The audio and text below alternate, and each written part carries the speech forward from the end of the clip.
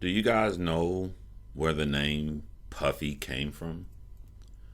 Sean Puffy Combs. A lot of people around my age know where that name's come from, but a lot of new fans and new people that are joining due to the horrendous allegations that Sean Puffy Combs or Diddy Combs, or No Diddy as you guys call him, are going through.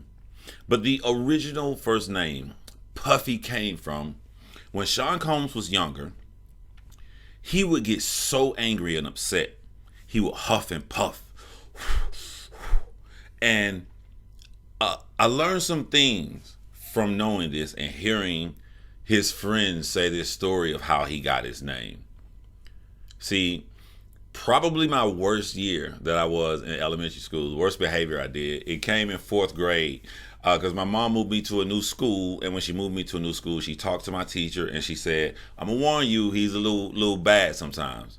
And before I heard my mom say that out of her mouth, I knew I was bad, but I didn't think my mom knew I was bad. I thought I was getting away with it. So me hearing my mother say that taught me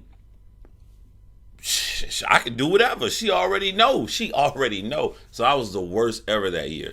Because if I knew if other people saw me that way, then the behavior becomes acceptable. So when I hear that Sean Combs' friends start calling him Puffy, Puff Daddy, because he gets so angry, it let me know that this is the birth of enablers. Right there at that moment, they have taught Sean Combs that we accept you getting this upset. Think about it. Someone trips over him, step on his shoe, he gets mad, pushes him, huff, puff. Oh, that's just Puffy. That's what he does. That's how he is. And when you teach someone that you're okay with this behavior, and then they are the central focus, the nucleus that gets everybody around them paid and more money and change their life, you're going to allow them to do whatever they want to do. And I can see how it can end in this situation. I bring that up because when I watched the video of him abusing and beating Cassie in the hotel video, when he was running down the hall, guess what Sean Puffy Combs was doing? Puffing. I noticed some other things watching this video. And I saw it earlier today, and it was so disturbing to me. I had to go on with my regular life and do other stuff.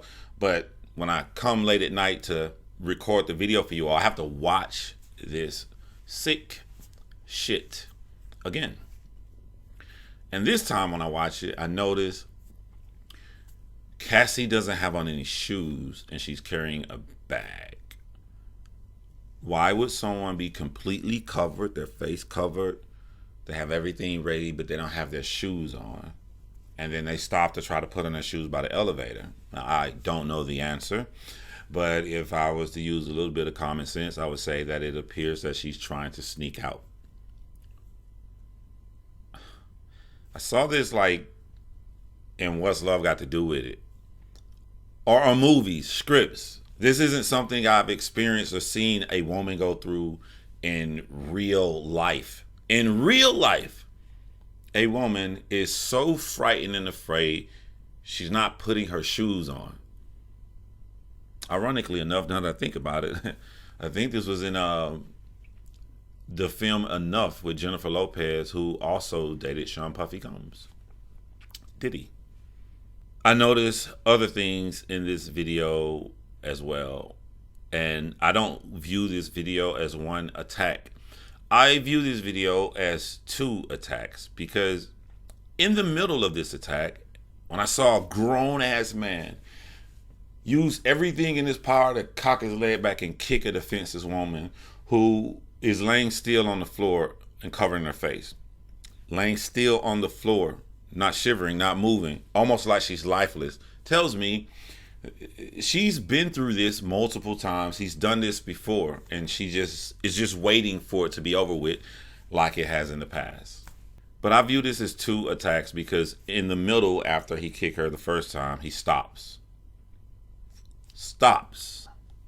We can start eliminating things. When you stop and you're in a fit of rage, a sane normal person will calm down. What the hell am I doing? Yo, what the hell is wrong? This guy stopped with time to clear his mind and think. And he made another decision to walk back over and kick this woman again. Hit this woman again with such disgust and dragging out a hall. I saw people watching this video and they was, why did Puffy run back down the hall and then come back to her again? Because he went to take her back in the hotel. You can't have your things, or maybe her passport, which is another crime. That's kidnapping in itself when you put a person in a situation to where they can't leave. And after he knew he had her belongings in the hotel room, he runs back down the hall to make sure he gets his property. Because that's how I saw he viewed Cassie. It looked like he viewed Cassie as property. He didn't care about her feelings. He didn't care about anything at all. I own you, and you aren't going to leave me or go anywhere. So I'm sitting and I'm thinking, right? I'm going to tell you guys like a little short segue that it was just the closest thing I thought of to hold somebody accountable that they are still a piece of shit in present time today. You're not going to weasel your way out of this and say, oh, this happened 8 years ago. You know, I learned from my mistakes. No, you didn't. I'm going to tell you why you didn't. There was this battle rap guy. I think his name was Jims. And it came out, Jims is not a black guy. But it came out in his past many years ago that he said a lot of racist stuff about black people, specifically black women. Really foul, disgusting things. Their looks, even the color of black women's vaginas. And when it came out, everybody's going at this guy, and his response was, that was a long time ago. These are just my haters coming at me. And he said that for like 10 seconds, and he used the rest of his long video to talk about his haters coming at him. So I wanted to let Jims know, like you're two people being disgusting. The guy you was back then who said those disgusting comments about black women, that guy's fucking disgusting. But the guy right now, today, in present time, when you come into a culture of people and use our art and benefit and make your life better off of it, but you say these horrific things about us, it shows me nothing but selfishness, that the only thing you can focus on in your response is your haters. It's about you. You're the victim. You're only thinking about yourself. Not for 1 second could you sit there and just put yourself in the shoes of the people who looked up to you or who like you and who are total shocked that this is how you felt about them as a people at one time. Nothing in that. That mistake right there did not come from the guy in the past. That mistake came from the guy in present time right now. So when I look at this Puffy, this Diddy, this Sean Combs situation with Cassie, he's going to say that happened 8 years ago. But when you look at the report that was filed and you look at his response to it, even to a couple of days ago when he's saying he's going to be vindicated of all the lies, his lawyers, every time Diddy has spoken, he has said that these allegations were not true. Do you know what that means? That means in present time, today, right now, he know he beat the shit out of a fucking defenseless woman, and he still only thought about himself. Today, present time, no change. A fucking piece of shit, man. I thought about the dreams you have when you're an artist of any field, you know, or when I was younger and I'm sitting at the table and I want to be a rapper and I'm listening to Jay-Z, somebody reading the back of the Apple Jacks, he's reading the cereals and he writing some shit, he want my spot, and you're poor and you got that hunger and you want that because you feel like you have this talent.